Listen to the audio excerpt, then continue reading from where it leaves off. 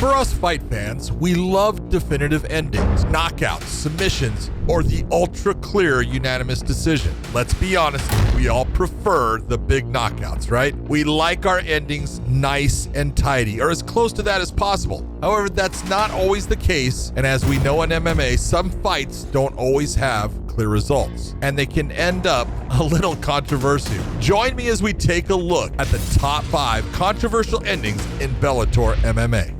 Number 5, Matt Mitrione versus Tim Johnson at Bellator 243. We could make an entire video on the weird things that happen in the cage when Matt Mitrione fights. But this isn't about weird things, it's about controversy. Back at Bellator 243, Meathead took on Tim Johnson in the co-main event, and the fight wouldn't last long, with Mitrione being knocked down, controlled, and then eventually pounded out. Mitrione would complain to the ref to no avail after the fight about an unseen headbutt, and as Tim Johnson would go on to say in his post-fight interview after seeing the replay, "Oh, I guess sometimes better be lucky than good, right?" Hey, that's the way to look at it. Mitrione would go on to have his final fight with the company at Bellator 262 against Tyrell Fortune, and I guess Mitrione had already used up his supply of luck. Number 4, Charlie Ward versus John Redmond, Bellator 187. Bellator 187 saw the promotion return to Ireland and SBG fighter Charlie Ward making his promotional debut. In what would be a slugfest of a round, Ward managed to gain the upper hand in the closing seconds of the round and seemingly knock out his opponent. Cue the celebrations, right? Not so fast. Look at referee Mark Goddard closely. He's not waving the fight off. He's directing Ward to return to his corner. Ward was unaware and begins celebrating what he thinks is a walk-off KO. And he's joined by compatriot Conor McGregor, who scaled the fence to get into the cage. But the referee is having none of this. The fight is not over. The ref breaks up the celebration, which leads to an enraged McGregor trying to confront him, and all hell breaks loose. Poor Redmond almost gets trampled by the officials trying to remove McGregor from the cage. The commentary team is confused, thinking McGregor's angry about the stoppage. I didn't see any problem with that stoppage. I don't know what he's upset about. Unaware that the fight wasn't actually stopped. Eventually, after all the carnage and McGregor re-entering the cage to further destabilize the situation, the fight is ruled as a TKO win for Ward. Redmond would later go on to say in an interview with MMA Fighting that he felt he could have continued in the fight, but due to all the chaos caused by McGregor, the fight was stopped. Unfortunately for Redmond, we'll never know. Number 3, Raymond Daniels versus Peter Stanonik at Bellator 245. If you're squeamish, skip to the next entry. This one isn't for the faint of heart. And with that said, let's get it on. Flashy striker Raymond Daniels was throwing all sorts of moves in the opening round and seemed evenly matched with Peter Stanonik. 40 seconds into the second round, though, and disaster struck. Earlier in Johnson. Oh my goodness. Right here. Come here. Yeah, ouch. Okay, let's give Stanonik as much time as he needs to recover here. It's probably one of the most brutal low blows you can see in MMA. Stanonik takes the full 5 minutes of allotted time before the referee recommences round number 2. Continue. Unintentional, of course. Stanonik. Wow. No, that was definitely cuffed. I saw. John. Yeah, that one's not going to work. The fight was waved off by the referee and the fight ruled a no contest. And I was asked the question why it wasn't a DQ for Daniels, so I'll explain it here for you all. If you're taking a look at the way Daniels throws the kick, he's blind when he throws it, and so he's not attempting to foul his opponent. It is a foul, but there's no intent to it. He's trying to hit the solar plex area. He's off target. It is a foul.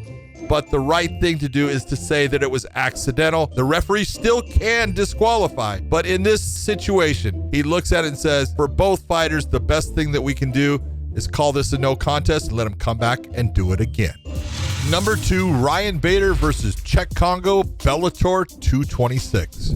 Okay, this is an odd one for sure. Bellator 226 saw the newly crowned Ryan Bader looking to make his first defense of the heavyweight belt against Frenchman Cheick Kongo, on a card that had some pretty definitive finishes, with 4 fights on the main card ending in submission, and the co-main between Derek Campos and Daniel Strauss ending in a lopsided decision.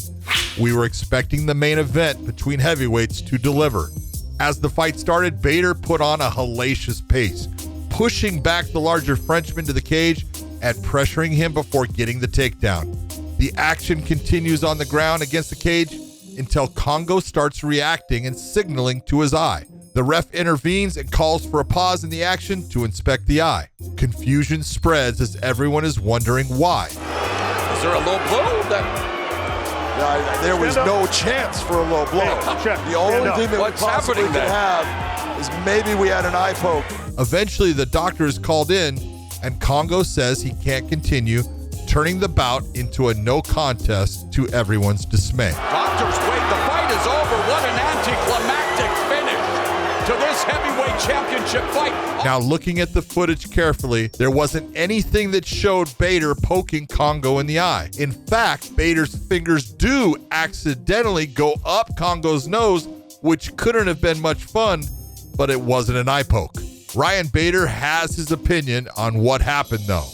My thought is I poked him in the nose, and he went up and grabbed his eyeball and pretended like I poked him in the eye and took a way out. I feel like he felt my pressure. He got hit a couple times. I took him down, and he knew it was going to be a long night and decided to get out of there earlier rather than later. Now, to be fair to Kongo, his eye was swollen and there was some legitimate damage there. However, the damage wasn't from an eye poke that we could see, so the damage was most likely a result of legitimate strikes, which means the fight should have been a TKO win for Bader. We will see these two men run it back when Bellator returns to Paris, and it will be for the heavyweight belt again. Let's all hope for a more definitive ending this time. Number 1, Michael Chandler versus Brent Primus, Bellator New York City. Bellator New York City was stacked with old and future stars, headlined by the grudge match between Chael Sonnen and Vanderlei Silva as they settled their beef once and for all. Well, kind of. Sandwiched right in the middle of the card was defending lightweight champion Michael Chandler and his opponent, the undefeated prospect Brent Primus. For a fight that only lasted 2 minutes, it was one hell of a roller coaster ride. Michael Chandler isn't here for a long time. He's here for a good time, and around 30 seconds in, Primus lands a leg kick. It looks innocent enough at first glance, but Chandler reaches down to rub the area of impact. It looks like just a leg kick. Sensing an opening, Primus decides to give it another shot, and this really gets a reaction from Chandler as he switches up stances, but hey, it's just a leg kick. Oh my God, we just went from 0 to 100 as Chandler backsteps and can't properly plant his foot. Let's look at that again. How did he not break his ankle? It's beyond me. What follows is an intense minute of action as Primus hunts down a wounded Chandler, trying to get the finish, while Chandler does his best audition for the next ballet show in town. Chandler manages to get his feet back under him. He's bouncing around now. He's fine. Nope. No, he's not. Chandler starts taunting Primus to start kicking the leg. What is happening in this fight? This is awesome. It's fantastic. And it's also ridiculous. Where's the controversy, you ask? Well, that's coming up right now.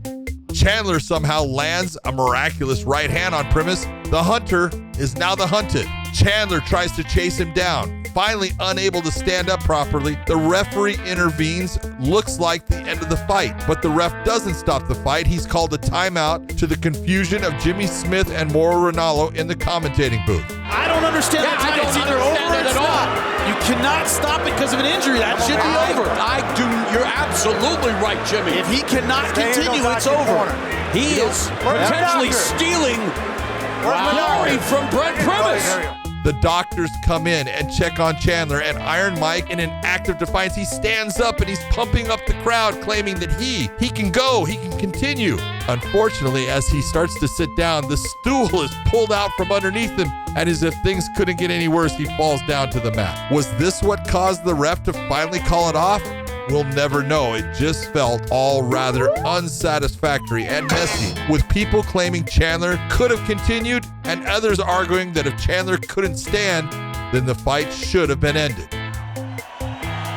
Cut it off! Cut this thing off! I'll keep going!